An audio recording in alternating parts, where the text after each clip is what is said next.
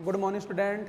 हमारा आज का टॉपिक है फर्स्ट ऑर्डर रिएक्शन, प्रथम कोटि अभिक्रिया। ठीक है, तो स्टार्ट करते हैं आज का टॉपिक, प्रथम कोटि अभिक्रिया। ठीक है, तो अपन बोल सकते हैं कि ऐसे अभिक्रिया जिसका अभिक्रिया वेग अभिकारक की प्रथम घात के समानुपाती होता है। ठीक है, मतलब अभिकारक की कोटि कितनी है 1, तो अभिकारक की सांख्य के ऊपर 1 लिखा जाएगा। ठीक है, या बोल सकते हैं ऐसे अभिक्रिया जिसका अभिक्रिया वेग केवल एक अभिकारक की सांख्यता पर निर्भर करता है, मतलब डिपेंड करता है केवल एक अभिकारक की कंसंट्रेशन पर। तो परिभाषा लिखेंगे अपन, ध्यान सुनना। ऐसी अभिक्रिया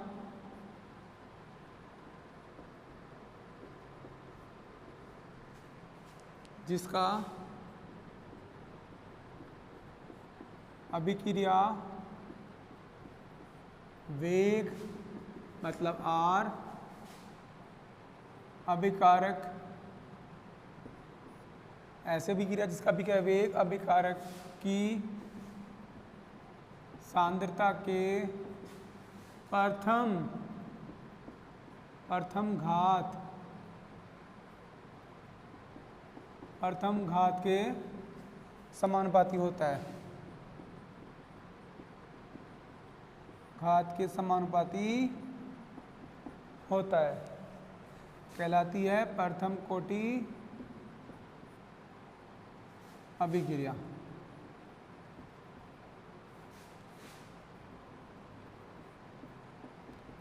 ठीक है स्टूडेंट्स, मैं रिपीट कर रहा हूँ। प्रथम कोटि अभिक्रिया की परिभाषा, ऐसे अभिक्रिया जिसका अभिक्रिया वेग अभिकारक की सांद्रता के प्रथम घात के समानुपाती होता है, कहलाती है प्रथम कोटि अभिक्रिया। अपन बोल सकते हैं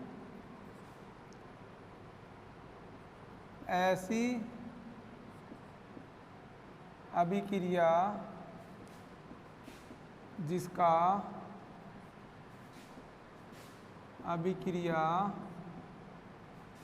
वेग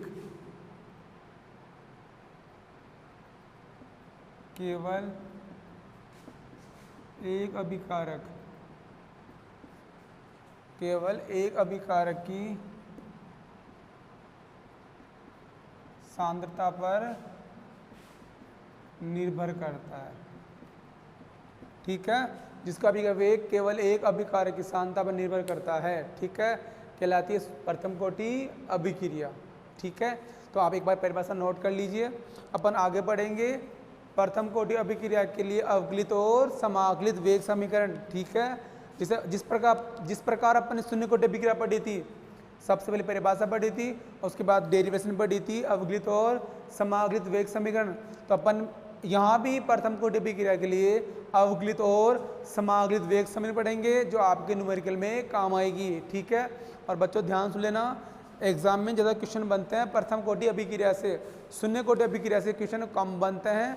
ज़्यादा क्वेश्चन मिलेंगे आपको, ज़्यादातर वो मिलेंगे प्रथम कोटि अभिक्रिया से।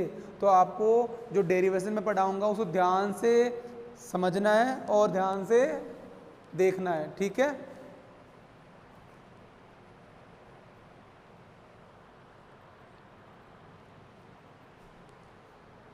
ओके स्टूडेंट्स, नोट कर लिया होगा। अपन आगे पढ़ेंगे प्रथम कोटि अभिक्रिया के लिए अवकलित और समाकलित वेग समीकरण। देखो, प्रथम कोटि अभिक्रिया के लिए अवकलित एवं समाकलित वेग समीकरण। ठीक है, प्रथम कोटि अभिक्रिया के लिए अवकलित और समाकलित वेग समीकरण। देखो सामने कोई अभिक्रिया R से P है मेरे पास। ठीक है, अब अभिक्रिया R से P है और कौन सी कोटि मानेंगे, प्रथम कोटि। तो अपन लगाएंगे दर नियम से। दर नियम क्या होता है आपको अच्छे से पता है, अभिक्रिया का वेग R समानुपाती होगा अभिकारक की सांद्रता के। हमेशा अभिकारक की सांद्रता के पावर में हमेशा कोटि आती है, और कोटि कितनी है, प्रथम। तो 1 लिखेंगे प्रथम कोटि अभिक्रिया के लिए। जैसे आप इसे हटाओगे समानुपाती चिन्ह को तो आएगा स्थिरांक, दर स्थिरांक, वो होगा प्रथम कोटि अभिक्रिया के लिए दर नियतांक। तो पहले अपन ने 0 लिखा था के नीचे, इस बार 1 लिखेंगे। 1 डिनोट कर रहा है प्रथम कोटि अभिक्रिया को। आगे लिखेंगे r⁴ 1। ठीक है, अब मुझे ज्ञात करना अवकलित वेग समीकरण। तो मैं लिखूंगा अवकलित वेग समीकरण कैसे ज्ञात करेंगे।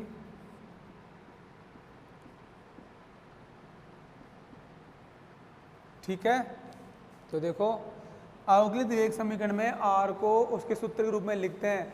r को उसके सूत्र के रूप में लिखते हैं। r के दो सूत्र हो सकते हैं, एक अभिकारक की सांतक के पदों में और एक उत्पाद की सांतक के पदों में। तो यहाँ पर अपन r को उत्पाद की सांतक के पदों में व्यक्त करेंगे। ठीक है, या आप सिंपल शून्य कोटि अभिक्रिया अपन अभिकारक के सांतक पदों में r का सूत्र लिखोगे। अगर यहाँ पर आप उत्पाद के पदों में लिखते हो तो भी आंसर हो जाएगा।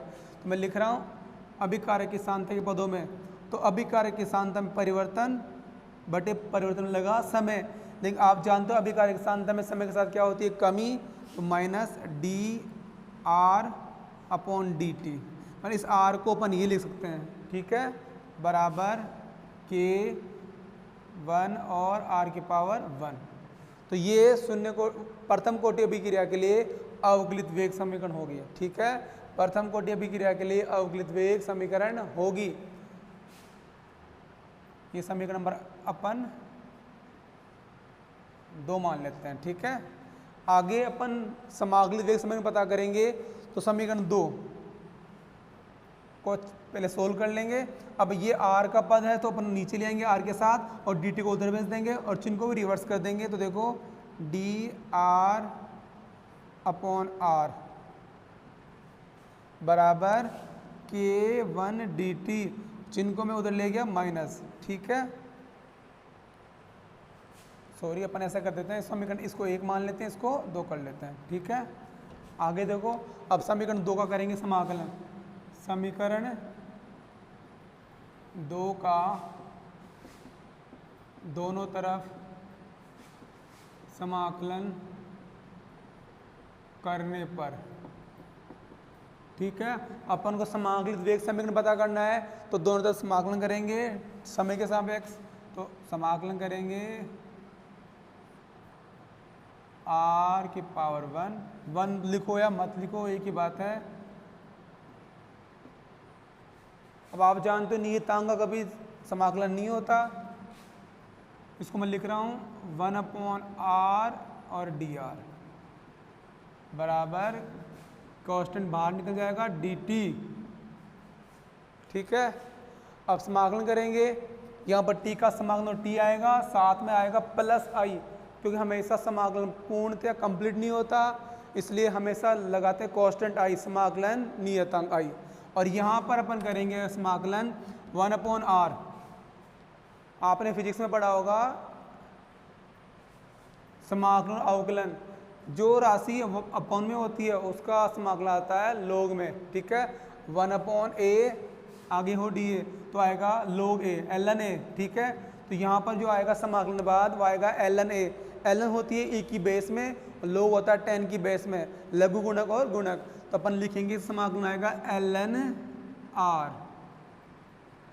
ठीक है, ln r। ठीक है, और समय के सापेक्ष कर रहे हैं तो अपन t लगा देंगे। ठीक है, बराबर k1 t प्लस i, समीकरण नंबर 3। ठीक है, ये समीकरण अपने पास आ गए 3 नंबर। अब ये समाकलित वेग समीकरण नहीं है, क्योंकि मुझे अभी तक i का मान लिखना है, i का मान ज्ञात करना पड़ेगा। i का मान पुट करने के बाद जो समीकरण आएगी वो होगी प्रथम कोटि अभिक्रिया के लिए समाकलित वेग समीकरण। और जब भी i का मान ज्ञात करते हैं तो हमेशा ज्ञात करते हैं t बराबर 0 समय पर। तो जहाँ जहाँ t है वहाँ 0 लिखेंगे, तो ln r0 बराबर k1 × 0 प्लस i, ये मान 0 हो जाएगा तो i बराबर आएगा ln r0। ठीक है, अब समीकरण 3 में i का मान पुट करेंगे और सोल्व करने पर जो समीकरण आएगी वो होगी प्रथम कोटि अभिक्रिया के लिए समाकलित वेग समीकरण। ठीक है, एक बार मैं रिपीट कर देता हूँ। अपन डिस्कस कर रहे हैं प्रथम कोटि अभिक्रिया के लिए अवकलित और समाकलित वेग समीकरण। मैंने कोई रिएक्शन ली R से P, R है रिएक्टेंट अभिकारक, P है प्रोडक्ट उत्पाद। दर नियम लगाएंगे, R समानुपाती अभिकारक की सांद्रता की पावर 1, क्योंकि कौन सी कोटि है, प्रथम कोटि है। अब इस समानुपाती चिन्ह उठाएंगे तो आएगा नियतांक R बराबर K, R की पावर 1, और मैंने K के नीचे लिखा 1 क्योंकि K प्रथम कोटि अभिक्रिया का दर नियतांक का, तो मैंने लगा दिया 1। अब इसको अवकलित वेग समीकरण बदलेंगे तो इस R को सूत्र के रूप में लिखेंगे अभिकारक की सांद्रता में परिवर्तन की दर के रूप में लिख सकते हो, या उत्पाद की सांद्रता की परिवर्तन की दर में लिख सकते हो। तो मैंने इस R को सूत्र में व्युत्पन्न किया तो उत्पाद की सांद्रता में परिवर्तन बटे लगा समय, और चिन्ह माइनस आएगा कि उत्पाद अभिकारक की सांद्रता समय के साथ कम होती है तो माइनस चिन्ह आएगा, और जो समय अंतराल वो कम समय के लिए तो अपन बोलेंगे dr अपॉन dt, d अभिकारक सांद्रता बटे dt, आगे रहेगा बराबर K1 R की पावर 1। ठीक है, अब इस R के पदों को मैं एक तरफ कर रहा हूँ और dt को उधर भेज दिया, तो dr अपॉन R की पावर 1 बराबर K1 dt, चिन्ह को भी मैं उधर ले गया तो माइनस K1 dt। ठीक है, आगे समीकरण 2 का करेंगे समाकलन करेंगे तो इसको मैं कभी कांस्टेंट का समाकलन नहीं होता तो इसको बाहर निकाल लेंगे, और मैंने इसको लिखा 1/r dr। ठीक है, मतलब 1/r dr, और इसका समाकलन आएगा ln r। ठीक है, 1/ में जो राशि होती है उसका समाकलन आता है ln, और वो राशि आती है अगर a हो तो ln a, जो नीचे होगा वो आएगा ln के साथ। अब कर रहे हैं समाकलन t के सापेक्ष तो t आ जाएगा ln rt बराबर K1t प्लस i, क्योंकि हमेशा समाकलन कंप्लीट नहीं होता तो हमेशा कुछ मान शेष रहता है, तो आएगा नियतांक प्लस i। इस i का मान ज्ञात करेंगे t बराबर 0 समय पर, तो जो मान आएगा उसे i की जगह पुट कर देंगे, फिर जो समीकरण अंत में प्राप्त होगी वो होगी प्रथम कोटि अभिक्रिया के लिए समाकलित वेग समीकरण। ठीक है, एक बार इसे नोट कर लीजिए, आगे अपन इसको सोल्व करेंगे आगे अच्छे से।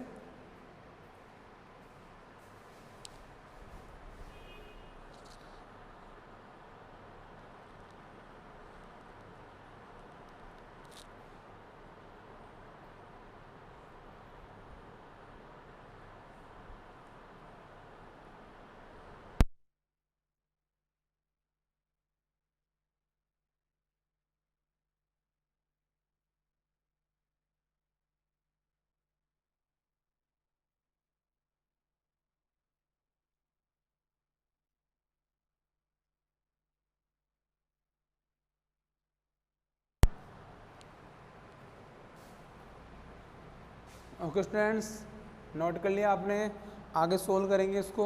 देखो सामने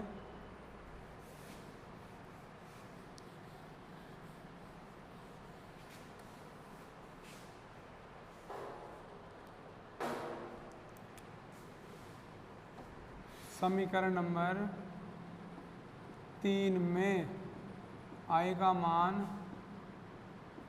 रखने पर, ठीक है, पुट करेंगे ln t समय पर अभिकारक की सांद्रता बराबर माइनस K1t प्लस ln अभिकारक की प्रारंभिक सांद्रता, मतलब 0 समय पर अभिकारक की सांद्रता।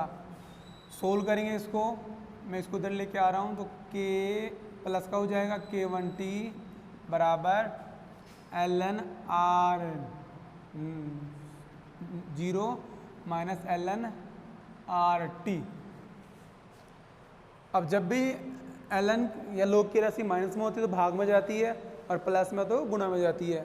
बोलेंगे सोल्व करेंगे K1t बराबर ln, जो पहले ऊपर आएगा और जो बाद में वो नीचे आएगा।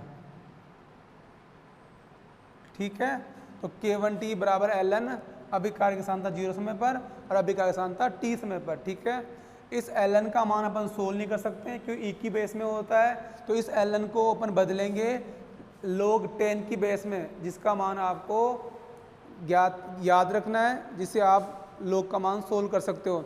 अब आपको log 2 का मान, 3 का मान, 4 का मान, मतलब log के मान आने चाहिए, जिससे ये न्यूमेरिकल इस प्रकार क्वेश्चन सोल्व हो सकते हैं। तो इस ln को बदल रहा हूँ मैं log 10 की बेस में, ठीक है, जिसका मान पॉसिबल है। ठीक है, तो देखो आगे सोल्व कर रहा हूँ इसको मैं।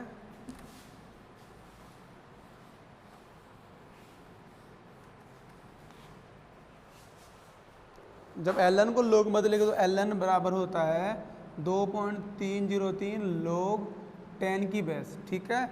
ln बराबर होता है 2.303 log 10 की बेस, और log 10 की बेस का मान पॉसिबल है, आप याद रख सकते हो और ज़रूरत पड़ने पर क्वेश्चन में हल करके सोल्व भी कर सकते हो, ठीक है।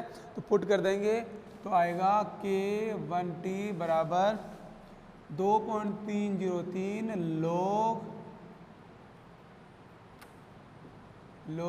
10 और सांद्रता अभिकारक की 0 समय पर और अभिकारक सांद्रता t समय पर, ठीक है। तो आपके सामने ये समीकरण बनी है और यही है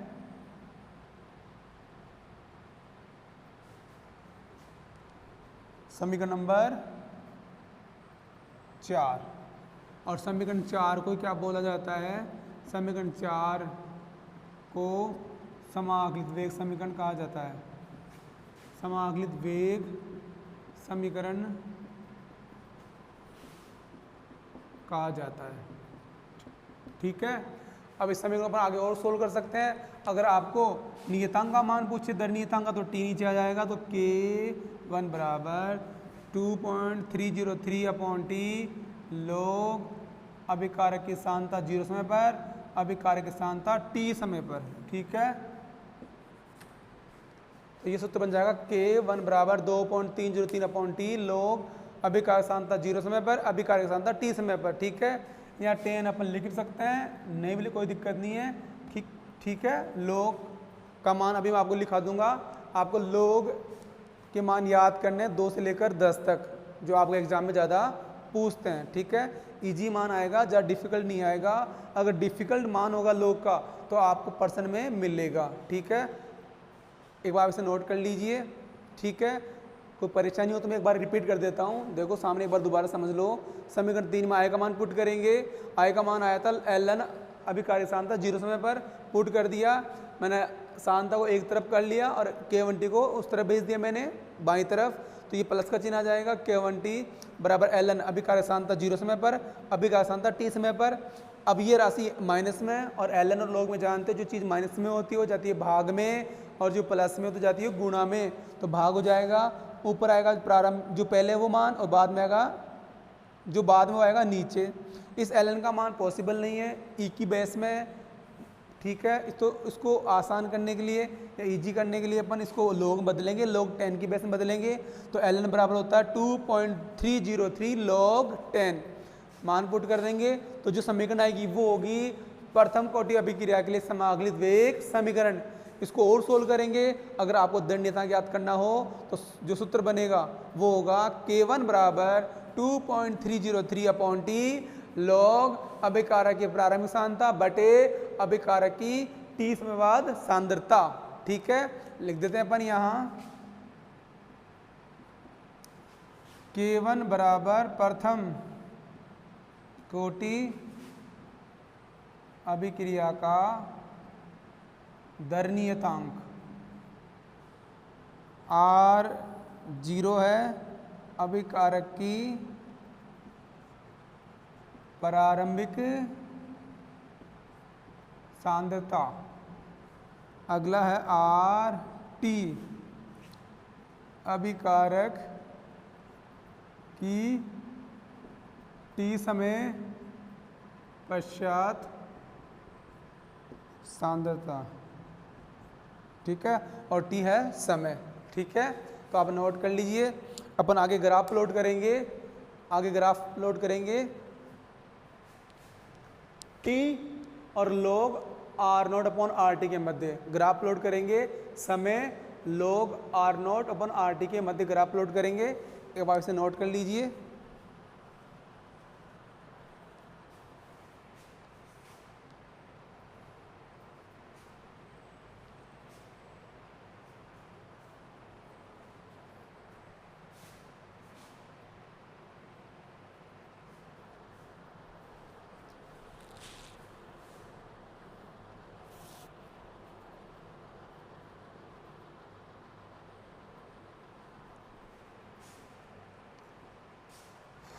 okay students,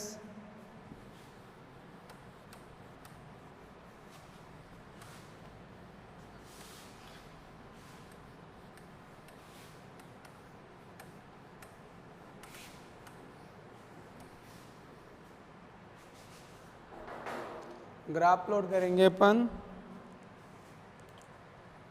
log r not upon R T तथा समय के मध्य ग्राफ। ठीक है, और ग्राफ प्लॉट करेंगे तो हमेशा आपको हमेशा यूज में लेना है समाकलित वेग समीकरण। तो अपन लिखेंगे समाकलित वेग समीकरण से, समाकलित वेग समीकरण से क्या होती है, k1t बराबर 2.303 log सांद्रता 0 समय पर अभिकारक की और सांद्रता अभिकारक की t समय पश्चात। ठीक है, तो ग्राफ खींचना इसके उसके मध्य, तो इस राशि को इधर लेके आएंगे तो बनेगा k1 अपॉन 2.303 t बराबर log r 0 समय सांद्रता और r t समय सांद्रता अभिकारक की 0 समय सांद्रता बटे अभिकारक की t समय बाद सांद्रता। ठीक है, ग्राफ खींचेंगे आप इसको, हम इसको ऐसे लिख सकते हैं, कोई दिक्कत नहीं है, बराबर k1 t।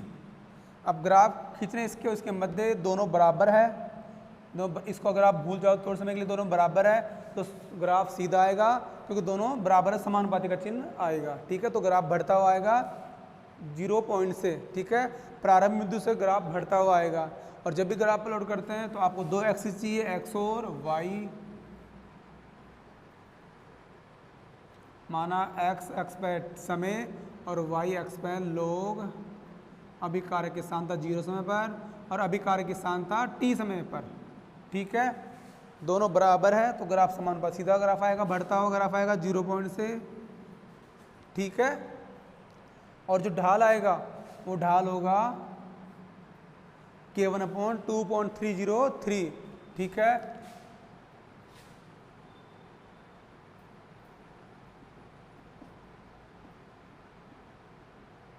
ढाल आएगा k1 अपॉन 2.303।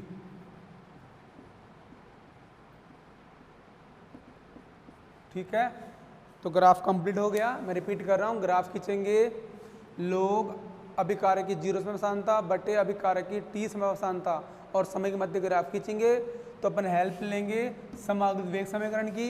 मैंने लिखा k1t बराबर 2.303 log अभिकारक की प्रारंभिक सांद्रता बटे अभिकारक की t समय बाद सांद्रता।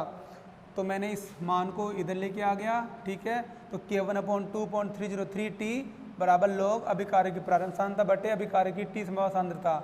सोल्व करेंगे, ग्राफ खींचेंगे। अगर आप इस मान को भूल जाते हो, दोनों बराबर में है, जस्ट बराबर में है, तो समानुपाती मानेंगे। ये बढ़ेगा तो ये बढ़ेगा, मतलब समय बढ़ेगा तो इसका मान बढ़ेगा। तो ग्राफ आएगा प्रारंभ बिंदु मतलब 0 बिंदु से t बराबर 0 से आएगा, ग्राफ बढ़ता हुआ समानुपाती है, ये बढ़ेगा तो ये भी बढ़ेगा। आप कहीं भी नोट कर सकते हो। अगर माना इस पॉइंट के लिए देखो आप, तो माना इसके लिए मान ये है तो इसके मान भी ये है। देखो दोनों मान बढ़ रहे हैं तो समय बढ़ेगा तो दोनों मान बढ़ेंगे तो ग्राफ सीधा आएगा, समानुपाती का ग्राफ आएगा। और जो ढाल आएगा वो आएगा k1 अपॉन 2.303 tan थीटा बराबर k1 अपॉन 2.303। ठीक है, आप इसे एक बार नोट कर लीजिए। आगे अपन क्वेश्चन सोल्व करेंगे। ठीक है, एक न्यूमेरिकल सोल्व करेंगे जिससे आपको अच्छे से क्लियर हो जाएगा कि सूत्र को कैसे लगाना है। ठीक है,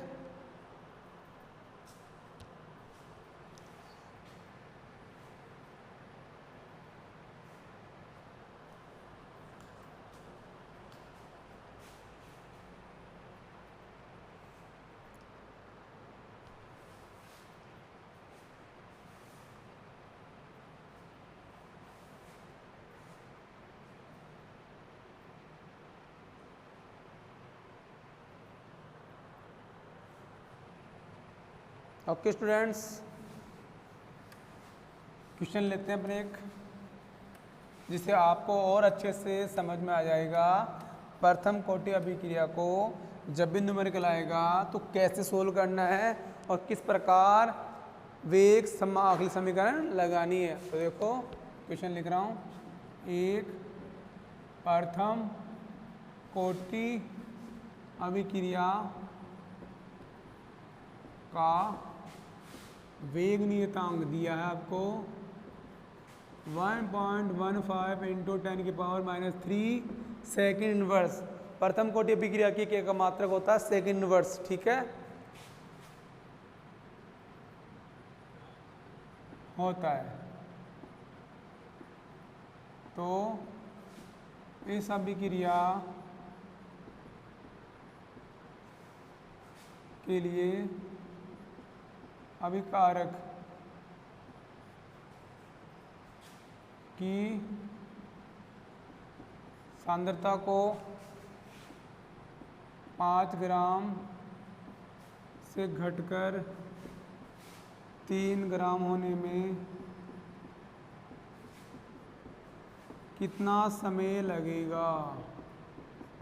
ठीक है, मतलब आपको यहाँ समय फाइंड करना है जब अभिकारक सांद्रता 5 ग्राम से घटकर 3 ग्राम रह जाती है और आपको दर नियतांक दिया है 1.15 इंटू 10⁻³ सेकेंड इनवर्स। ठीक है, तो सोल्व करेंगे तो लगाएंगे समाकलित वेग समीकरण। तो K1t बराबर 2.303 log अभिकारक की प्रारंभिक सांद्रता बटे t समय बाद अभिकारक की सांद्रता। ठीक है, और समय ज्ञात करना तो समय यहाँ रखेंगे अपन t बराबर 2.303 अपॉन K1 log अभिकारक की प्रारंभिक सांद्रता बटे अभिकारक की t समय बाद सांद्रता। ठीक है, अब आपको जो मान दिया वो लिख देंगे साइड में, दिया है या यहाँ लिख देंगे दिया है आपको नियतांक का मान दिया है 1.15 इंटू 10⁻³ सेकेंड इनवर्स और अभिकारक की जो प्रारंभिक सांद्रता है, जो इनिशियल कंसंट्रेशन है वो है 5 ग्राम और जो फाइनल कंसंट्रेशन है 30 में बाद वो हो गई 3 ग्राम। तो आपको समय कैलकुलेट करना है वह समय जिसमें अभिकारक 5 ग्राम से घटकर 3 ग्राम रह जाता है। पुट करेंगे तो t बराबर 2.303 अपॉन 1.15 इंटू 10⁻³ आगे लोग सांद्रता प्रारंभ में 5 है और बाद में 3 ग्राम। ठीक है, सोल्व करेंगे। अब लोग का मान सोल्व करेंगे। अब आपको लोग के मान आना चाहिए, अभी मैं आपको लिखा दूंगा लोग के मान, इसको पहले सोल्व कर लेते हैं। और मैंने बता दिया जब भी लोग भाग में होता है तो माइनस बन जाता है, गुण है तो प्लस, रिवर्सिबल है, माइनस बनता है भाग में, भाग बनता है माइनस में। ठीक है, तो सोल्व करेंगे 2.303 अपॉन 1.15 इंटू 10⁻³ ठीक है, लोग 5 माइनस लोग 3, लोग 5 का मान होता है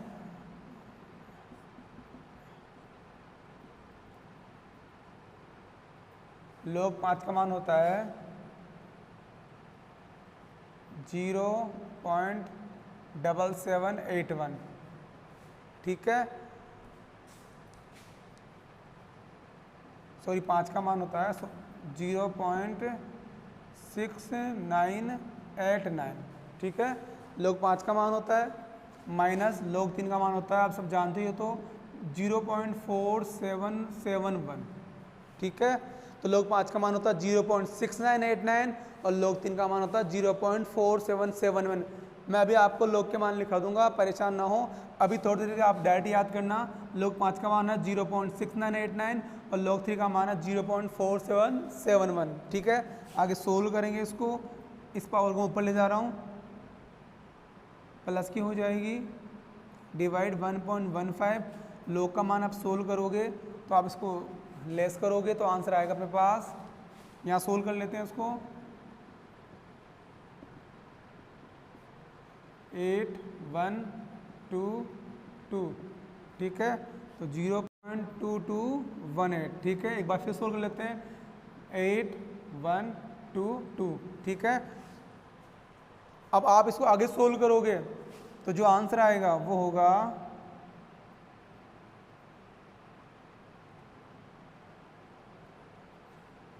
444 सेकेंड। ठीक है, 444 सेकेंड। ठीक है, आप इसको सोल्व कर लेना। जो आंसर आएगा वो होगा 444 सेकेंड। ठीक है, मैं एक बार रिपीट कर देता हूँ।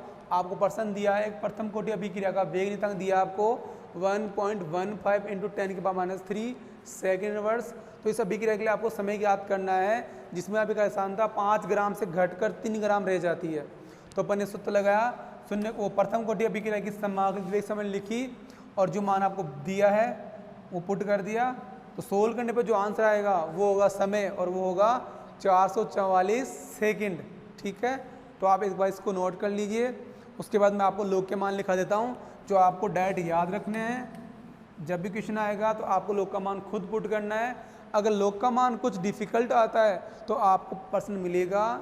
ठीक है, अन्यथा आपको लॉग के मान आपको आने ही चाहिए अगर आपको क्वेश्चन सोल्व करना हो तो। ठीक है, एक बार इसका आप स्क्रीनशॉट ले सकते हो।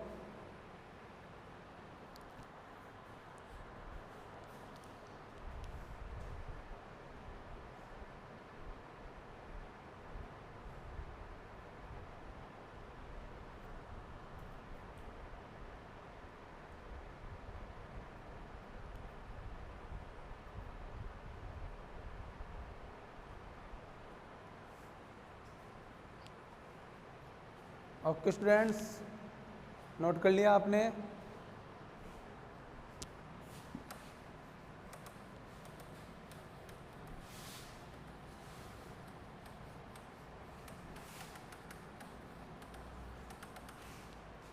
लॉग के मान देखो, लॉग के मान सबसे पहले बात करते हैं। लॉग 2 का मान होगा 0.3010। लॉग 3 का मान होगा 0.4771। लॉग 4 का मान होगा 0.6020। लॉग 5 का मान होगा, अभी मैंने लिखाया था आपको, 0.6989। लॉग 6 का मान होगा 0.7781। लॉग 7 का मान होगा 0.8450। लॉग 8 का मान होगा 0.9030। लॉग 9 का मान होगा 0.9542 और लॉग 10 का मान होगा 1। ठीक है, मतलब 1 के बाद जितनी जीरो होती है, लॉग की संख्या में 1 के बाद जितनी जीरो होती है उसका मान उतना ही आता है। लॉग 10 में कितनी जीरो 1 के बाद 1, तो आंसर आएगा 1। अगर बात करें लॉग 100, 1 के बाद कितनी जीरो 2, तो 100 का मान आएगा 2। लॉग 100 बराबर 2। जैसे 1000 हो तो कितनी जीरो 1 के बाद, तो 3। लेकिन ये जीरो हमेशा 1 के बाद देखते हैं। अगर आपके पास ऐसा हो लॉग 200 तो आंसर 2 नहीं आएगा, कि यहाँ पर 1 के बाद जीरो नहीं 2 के बाद जीरो है। तो आप इसे सोल्व करोगे लॉग 100, ऐसे करोगे 100 इंटू 2। ठीक है, लॉग 100 इंटू 2, 200 करने के लिए अब इंटू है तो प्लस हो जाएगा। लॉग 100 प्लस लॉग 2, तो आंसर आएगा 2 प्लस 0.3010। 100 का मान 2, लॉग 2 का मान ये, तो आएगा 2.3010। तो इस प्रकार आप याद कर सकते हो अगर दूसरा मान हो तो। ठीक है, मैं रिपीट कर रहा हूँ, लॉग 200, 100 का मान 2 होता है, लेकिन 200 2 नहीं आएगा क्यों, यहाँ पर जीरो 2 के बाद है। तो सोल्व करेंगे, 200 आता है 100 इंटू 2। आप गुणा करके भी सोल्व कर सकते हो, तो गुणा है तो प्लस बन जाएगा। लॉग 100 प्लस लॉग 2, 100 का मान 2 होता है लॉग, और लॉग 2 का मान 0.3010 जुड़ने पाएगा 2.3010। ठीक है, तो ये लॉग के कुछ मान आपको डायरेक्ट याद रखने हैं। अब मैं आपको टिक लगाता हूँ जो मान आपको अच्छे से याद रखने हैं। ठीक है, लॉग 2 का मान आपको याद रखना है, 3 का याद रखना है, 5 का याद रखना है। ठीक है, 7 का याद रखना है। ठीक है बस, और लॉग 10 का मान याद रखना है। ठीक है, तो आपको ये ज़्यादा मान नहीं है, 1 2 3 4 5 मान याद रखने हैं और आपको सारे मान आ जाएंगे। ठीक है, अब मैं बात करता हूँ लॉग 4 का मान क्यों नहीं याद रखना आपको, तो देखो समझाता हूँ आपको, ध्यान सुन लेना आप अच्छे से। लॉग 4 का मान आपको ज्ञात करना हो और आपको log का 4 का मान पता नहीं है, लेकिन आपको log 2 का मान ऑलरेडी पता है, तो log 4 को अपन चेंज करेंगे। 4 होता है 2 इंटू 2, 2 दूनी 4, तो इसको सोल्व करेंगे, गुणा है तो प्लस बन जाएगा, log 2 प्लस log 2, log 2 का मान आपको पता है, तो 0.03010 प्लस 0.3010 सोल्व करने पाएगा 6020। देखो सही है। तो आप इस प्रकार याद कर सकते हो। तो जो मैं जिन पे टिक लगाए हैं आपको वो मान तो जरूर याद रखना है, ठीक है। जैसे मैंने बोला आपको log 6 का मान याद नहीं रखना, तो देखो सामने log 6 को अपन सोल्व करेंगे 3 इंटू 2, तो log 3 इंटू है तो प्लस हो जाएगा, log 2 3 का मान 0.4771, 2 का मान 0.3010, ठीक है। सोल्व करोगे तो आंसर आएगा 0.7781, ठीक है। तो आप इस प्रकार log के मान याद कर सकते हो, ज्ञात भी कर सकते हो, ठीक है। एक बार नोट कर लीजिए आप इसको। जो जिन पे मैंने चिन्ह लगाया है राइट का, वो मान आपको जरूर याद रखना है, ठीक है, अगर आपको न्यूमेरिकल सोल्व करना है प्रथम कोटि अभिक्रिया के लिए, ठीक है। इसके बाद अपन डिस्कस करेंगे प्रथम कोटि अभिक्रिया के उदाहरण, प्रथम कोटि अभिक्रिया के एग्जाम्पल, ठीक है स्टूडेंट्स। देखो सामने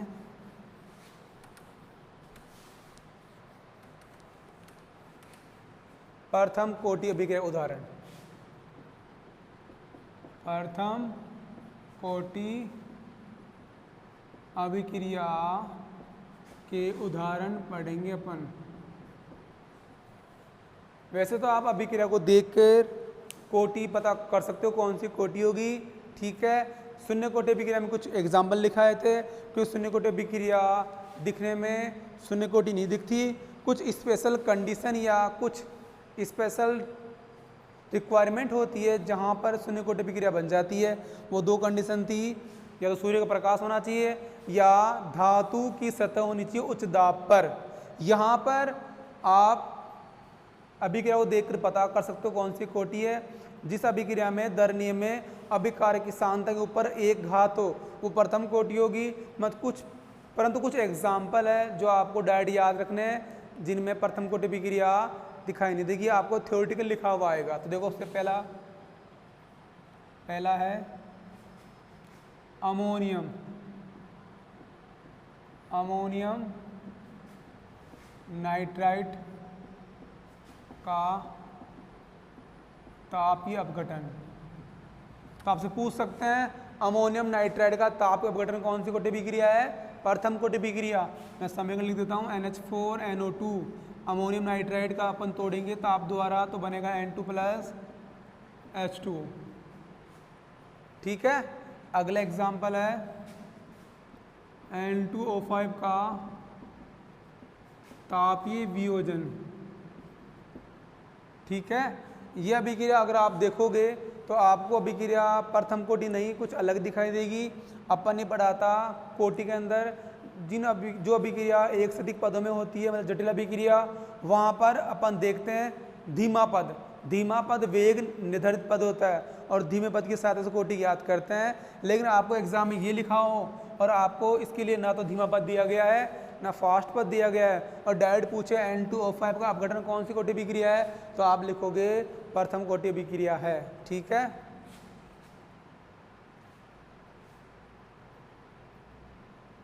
नंबर 3, तीसरा है सभी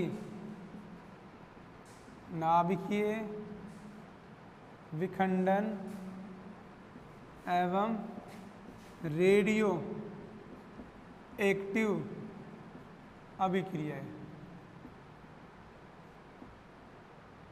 ठीक है। जितनी भी रेडियो एक्टिव अभिक्रिया है या नाभिकीय विखंडन अभिक्रिया है वह सब प्रथम कोटि अभिक्रिया होती है। तो एग्जाम में पूछा गया था एक बार रेडियो एक्टिव अभिक्रिया कौन सी कोटि अभिक्रिया है, तो आएगा प्रथम कोटि अभिक्रिया। ठीक है।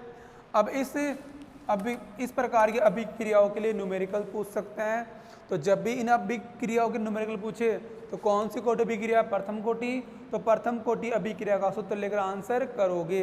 लेकिन यहाँ पर समीकरण कुछ बदलेगी, क्योंकि यहाँ पर विखंडन या रेडियोएक्टिव अभिक्रिया है, तो यहाँ पर अणुओं की संख्या माना पहले 100 है, ठीक है। जब अब विखंडन होगा टूट की संख्या बढ़ जाएगी, ठीक है। तो यहाँ पर सूत्र आएगा, सूत्र बनेगा, मैं लिख रहा हूँ प्रथम कोटि अभिक्रिया सूत्र पर K1T बराबर 2.303 log R की सांद्रता 0 समय पर, अभिकारक की और अभिकारक सांद्रता T समय पर, ये सूत्र लगाएंगे। लेकिन इस सूत्र से आंसर नहीं होगा। यहाँ पर अणु लेते हैं, विखंडन होता है, ठीक है, या संलयन होता है, तो अणु बढ़ेंगे, तो यहाँ पर ये मान नहीं आएगा। अपन यहाँ लिखेंगे N0 अपॉन N। N0 है प्रारंभिक अणु संख्या, N है T समय बाद अणुओं की संख्या, और इसे लिखा जाता है लैम्बडा, संयांक। लैम्बडा है संयांक, ठीक है। तो इस सूत्र से आप इस प्रकार के क्वेश्चनों को सोल्व करोगे, ठीक है। संयांक बोलते हैं लैम्बडा, T बराबर 2.303 log N0 upon N। N0 है प्रारंभिक अणु की संख्या, और बाद में N T समय पश्चात अणुओं की संख्या, ठीक है। तो ये सूत्र लगाएंगे रेडियोएक्टिव अभिक्रियाओं के लिए, अगर आपको न्यूमेरिकल पूछा गया है तो, ठीक है, ठीक है। समझ में आ रहा है आपको, डरने कोई दिक्कत नहीं है। ये प्रथम कोटि का सूत्र ही है, लेकिन यहाँ पर K था स्थिरांक, इसको मैंने संयांक बदल दिया, और R0 को लिखा N0 और R2 को लिखा N, तो यहाँ पर अणु भाग लेते हैं, ठीक है। तो यहाँ पर सांद्रता नहीं आएगी, अणु संख्या आएगी, प्रारंभ में N0 बाद में N, ठीक है। तो आप इसे नोट कर लीजिए। ये कुछ एग्जाम्पल लिखे मैंने प्रथम कोटि अभिक्रिया के, ठीक है, जिनको आप डैडी याद करोगे, ठीक है। बाकी एग्जाम्पल आपको देखना हो तो आप दर नियम लगा के अभिकार के सांद्रता की पावर देखना, जितनी पावर आती है उस अकॉर्डिंग कोटि हो जाएगी। अगर पावर 1 आ रही है तो कोटि प्रथम कोटि होगी, ठीक है। तो अभी नोट कर लीजिए इसको एक बार। कुछ एग्जाम्पल और है जो आपको डायरेक्ट याद करने हैं। नोट कर लिया आपने, देखो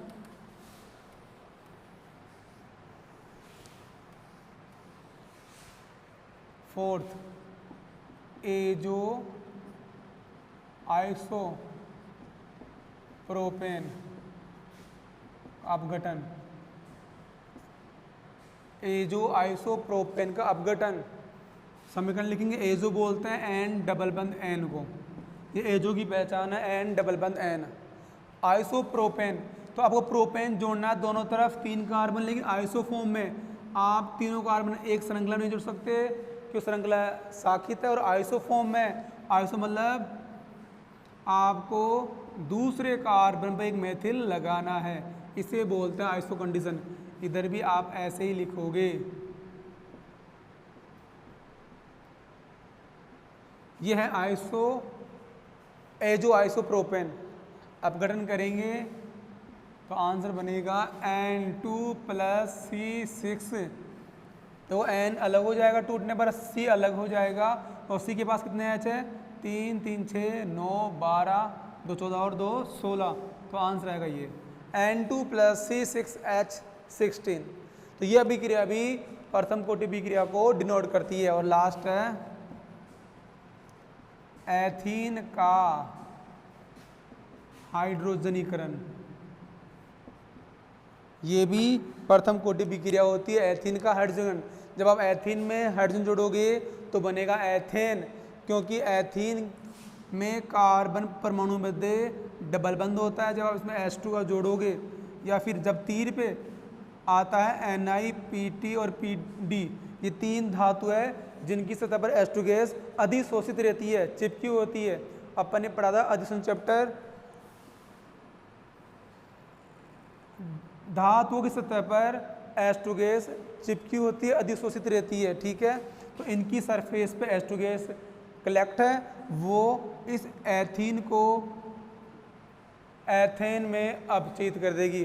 अपचयन मतलब H का जुड़ना, तो यहाँ पर हाइड्रोजन जुड़ेगा तो आंसर आएगा CH3 सिंगल बॉन्ड CH3, एक बॉन्ड हट जाएगा, एक H इधर जुड़ जाएगा और एक H इधर जुड़ जाएगा, मतलब असंतृप्त यौगिक संतृप्त में बदल जाएगा, ठीक है। तो कहने का मतलब है एथीन का हाइड्रोजन भी कौन सी कोटि अभिक्रिया है?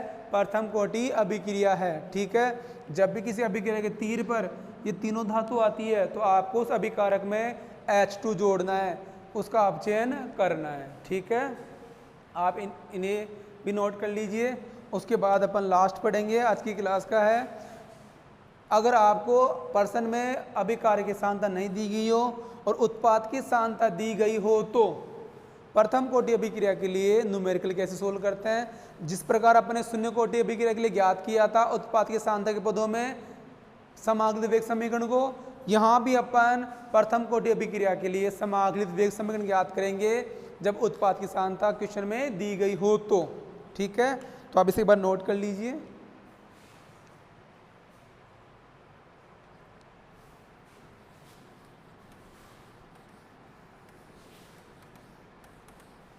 देखो सामने, प्रथम कोटि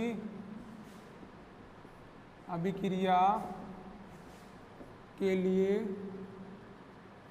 अन्य समाकलित वेग समीकरण। ठीक है, एक एक्स्ट्रा समीकरण और बता रहा हूं जो आपको डायरेक्ट याद करनी है न्यूमेरिकल के लिए। तो देखो, अपने पास जो समाकलित वेग समीकरण आई थी वो आई थी K1T बराबर 2.303 लोग अभिकारक की प्रारंभिक सांद्रता और T समवाद सांद्रता। वैसे अपन करेंगे R को अभिक्रिया R से P बना, प्रारंभ में अभिकारक की सांद्रता A मोल है और ये उत्पाद 0 मोल है। T समय पश्चात अभिकारक का X मोल अलग हो गया, उत्पाद X बन गया। ठीक है, तो अपन बोलेंगे अभिकारक की प्रारंभिक सांद्रता बराबर A इस अकॉर्डिंग, और अभिकारक की T समय पश्चात सांद्रता वो आएगी A माइनस X। ठीक है, तो ये दो मान अपन पुट कर देंगे यहाँ पर, क्योंकि ये प्रारंभिक सांद्रता तो यहाँ पर A लिख दूंगा मैं, और T समय सांद्रता तो यहाँ लिखेंगे A माइनस X। तो जो सूत्र आएगा वो भी प्रथम कोटि अभिक्रिया के लिए समाकलित वेग समीकरण होगी, और आपको ये तब लगानी है जब क्वेश्चन में अभिकारक की सांद्रता ना देकर उत्पाद की सांद्रता दी गई हो तो। ठीक है, तो आंसर बनेगा K1T बराबर 2.303 log A upon A minus X। ठीक है, मैं रिपीट कर देता हूं, जब आपको क्वेश्चन में उत्पाद की सांद्रता दी गई हो तो किस प्रकार ज्ञात करोगे, उसके लिए अपना एक समीकरण बनाएंगे। तो देखो, समीकरण वास्तव में प्रथम कोटि अभिक्रिया के लिए होती है K1T बराबर 2.303 log प्रारंभिक सांद्रता बटे T समवाद सांद्रता। इससे चेंज करेंगे तो माना कोई अभिक्रिया है, प्रारंभ में अभिकारक A मोल है, उत्पाद 0 है, T समय पश्चात अभिकारक का X मोल टूट के अलग हो गया, उत्पाद X बन जाता है। तो अभिकारक सांद्रता प्रारंभिक A है और अंतिम सांद्रता A माइनस X है, इसे पुट कर देंगे तो जो आंसर आएगा, जो समीकरण बनेगी वो होगी प्रथम कोटि अभिक्रिया के लिए अन्य समाकलित वेग समीकरण। ठीक है स्टूडेंट्स, आप इसे नोट कर लीजिए। आज के लिए इतना ही, अगली क्लास में पढ़ेंगे अपन प्रथम कोटि अभिक्रिया के लिए अर्धायुकाल, प्रथम कोटि अभिक्रिया के लिए अर्धायुकाल। ठीक है।